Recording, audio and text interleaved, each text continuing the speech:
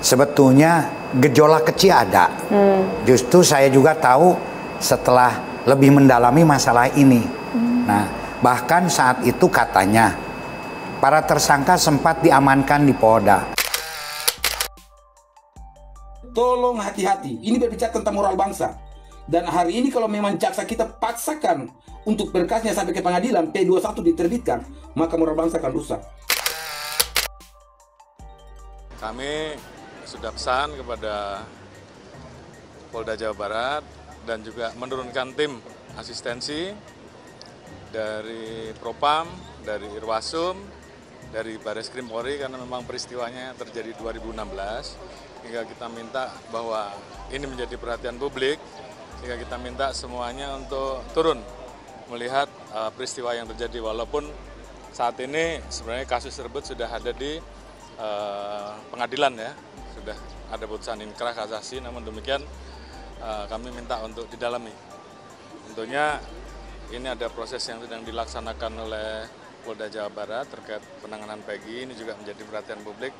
Saya minta untuk itu juga, apabila memang betul diproses, maka alat buktinya harus cukup dan tentunya akan lebih baik apabila semuanya dilengkapi dengan scientific crime investigation, artinya itu adalah bukti yang tidak terbantahkan. Namun demikian tentunya ada alat-alat bukti, barang bukti lain yang juga tentunya diatur di dalam KUHP yang harus dilengkapi oleh rekan-rekan. Saya kira kami minta agar kasus tersebut betul-betul ditangani secara tuntas, profesional, transparan, karena ini menjadi perhatian publik, berikan rasa keadilan.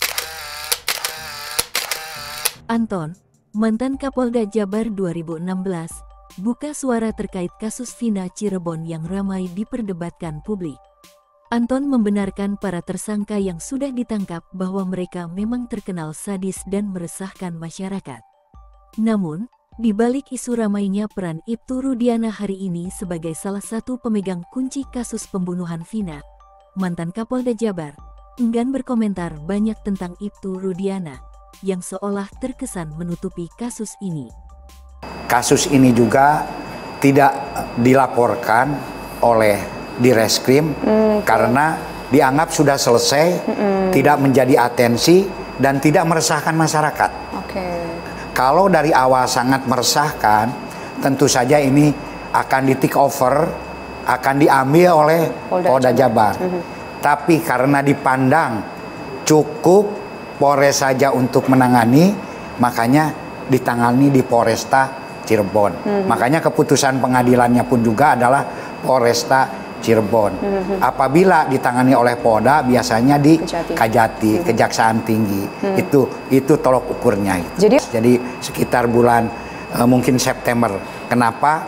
Karena adanya rasa kebencian dari masyarakat terhadap para tersangka. Nah, karena dianggapnya tersangka ini yang beredar di masyarakat saat itu sangat sadis katanya, geng motor yang beredar di masyarakat, sehingga sempat diamankan di Polda. Namun setelah itu dikembalikan kepada Polresta Cirebon. Jadi gejolak kecil memang ada gitu kan, tetapi tidak ya meledak gitu.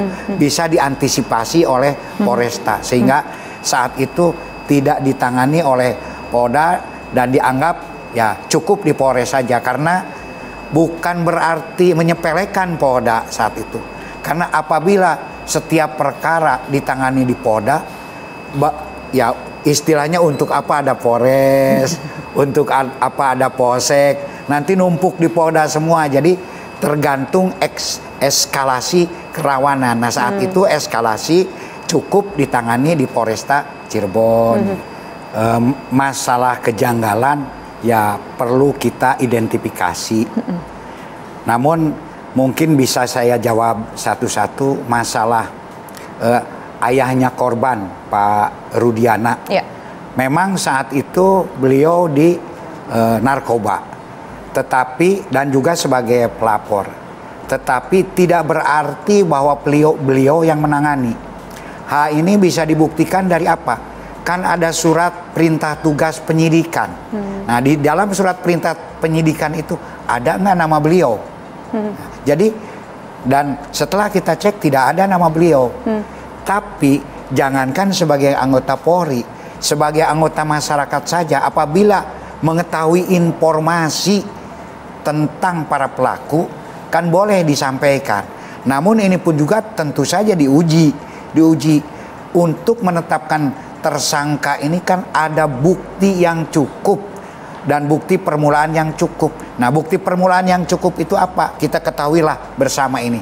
Adanya 2 alat bukti ditambah 1 petunjuk gitu kan. Nah, tentu saja di sini Polri saat itu ya menangkap yang 8 tersangka itu ya belum ada gejala-gejala. Nah, kemudian masalah PS itu sendiri saya belum berani menyebutkan namanya karena tetap harus mengedepankan ajas praduga tak bersalah, yaitu presumption innocence gitu kan, sehingga saya nyebut PS saja. Saat itu pun juga PS itu sudah disebutkan oleh para tersangka, namun masalahnya itu ya tidak jelas, kurang begitu jelas. Nah, makanya setelah ditangani perkara, mungkin saat itu mereka para penyidik itu cepat puas dan juga tidak ada friksi dari korban. George Elkel, advokat senior, ikut mengamati kasus ini. Dia mengatakan, jaksa dan penyidik bekerja tidak serius, seolah-olah jaksa yang menangani kasus ini merupakan jaksa karbitan. Dia menyayangkan kinerja jaksa dan penyidik karena banyak sekali sesuatu yang seakan ditutup-tutupi. Banyak peradilan sesat dan terkesan ngawur. Elkel juga mencurigai ada permainan dalam kasus Vina Cirebon ini. Makanya sebelum ini kan setelah dikembalikan P20 terbit ya, diberikan waktu 30 hari. Saya minta tolong buat jaksa, berkasnya kan begitu tebal tuh, banyak foto-foto lagi, foto-foto ijazah. Ini menjadi dasar, kalau ijazah ini menjadi dasar akan ada tambahan 263, maka penyidik dasar ini sudah tidak terang, ini harus gugur. Jadi Pak Jaksa jangan sampai jadi jaksa karbitan lagi di negara ini lalu asal mempenjarakan orang. Ini udah ngawur ini udah ngawur. Jadi kalau jaksa hari ini memaksakan, maka tantangan terbesar pengacara pasti di eksepsi pemeriksaan pokok perkara. Cuma dalam hukum Indonesia yang paling buruk adalah beban pembuktian tidak ada pada si terdakwa atau tersangka, beban pembuktian. Makanya saya mau berbagi bahwa kenapa sampai akan ada peradilan sesat.